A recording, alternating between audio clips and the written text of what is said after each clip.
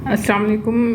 Acidity के लिए मैं बहुत ही अच्छा आपको आसान होममेड जो है ना वो रेमेडी बता रही हूँ जो एसिडिटी आपकी बिल्कुल ख़त्म हो जाएगी।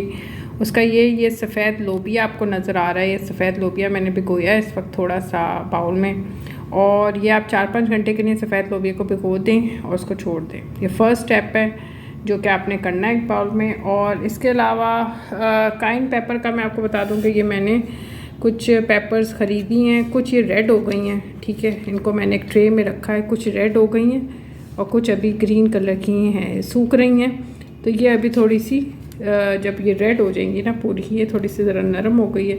इनको मैंने धो के तेज़ी से धोया है हरी मिर्चों को, और स्पीड में ऐसे ऐसे हाथ करके, और फिर इनको ड्राई कर लिया है। तो मुख्तलिफ़ ट्रे में आप रख के ना हरी मिर्चें लंबी वाली ग्रीन कलर की ख़रीद लें, उनको तेज़ी से उनको धोएं और फिर एक बिल्कुल ड्राई करके ट्रे में, स्टील की ट्रे या किसी भी ट्रे में आप इसको रख लें हरी मिर्चों को, और उनको इस तरह सुखा लें और रख के छोड़ दें।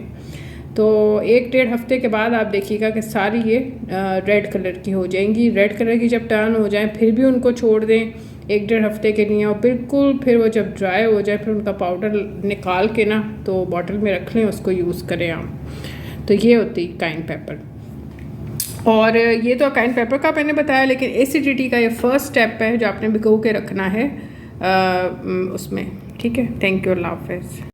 अस्सलाम वालेकुम। ये दूसरे स्टेप में ये है कि ये 2 दिन हो गए इसको फ्रिज में मैंने रख दिया था भिगो के इनको सफ़ेद लोबिया को, और इसके अंदर ये देखें छिलका जो है ना इसके ऊपर फूल गया है छिलका, ये आपने उतार लेना है। दूसरा स्टेप ये है कि आपने ऊपर से जो इसका छिलका है ना, ये आप देख लें, इसमें से आप ये छिलका उतार लें, ठीक है। ये दूसरा स्टेप है।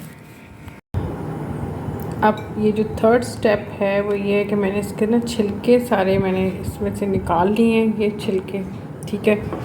ये देखें छिलके निकल आए हैं, और अब मैं ये सारे जो है ना लोबिया ये तो मैं डाल रही हूँ। इसको होगा, ये होगा ग्राइंड, ठीक है। इसको हम ग्राइंड करेंगे।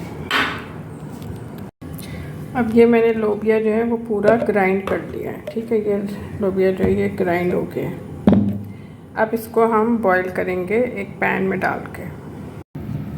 अस्सलाम वालेकुम। अब ये तीसरा स्टेप ये है, थर्ड या फोर्थ स्टेप ये कि दूध है, दूध को मैंने बॉईल किया है। थोड़ा सा दूध को इस पैन में डाल के उसके अंदर मैंने ये जो ग्राइंड हुआ वो लोबिया था ना, ग्राइंड किया है मैंने लोबिया, ठीक है। इस ग्राइंड हुए लोबिया को मैं थोड़ा सा इसके अंदर बस डालूँगी 4-5 चम्मच, ठीक है, दूध में डाल के। ये गरम नीम गरम दूध है, ठीक है। और इसमें मैं थोड़ा सा बिल्कुल दही डाल के ना इसका दही जमाने रखना है, ठीक है।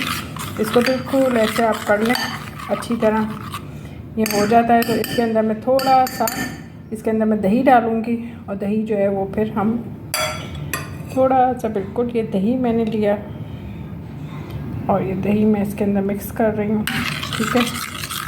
और इसको मैं अच्छी तरह मिक्स करके दही को, और इसको मैं हॉट पॉट के अंदर दही जमाने रख दूँगी। तो ये दूध और लोबिया के एक्सट्रैक्ट का ये लोबिया को ग्राइंड किया था उसका ये दही जम जाएगा। ये आप अपनी एसिडिटी के लिए इस्तेमाल करें, ये बहुत अच्छा होगा। खाने में खाएं, खाली दही खा लें या खाने के साथ चावलों वगैरह खाने में डाल के खाएं, इससे आपकी एसिडिटी वगैरह बिल्कुल ख़त्म हो जाएगी।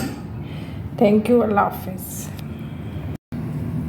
अस्सलाम वालेकुम। ये देखें ये दही तैयार हो गया है, सफ़ेद लोबिया का दही, ये देखें मैंने जमाया है, ये तैयार हो गया दही।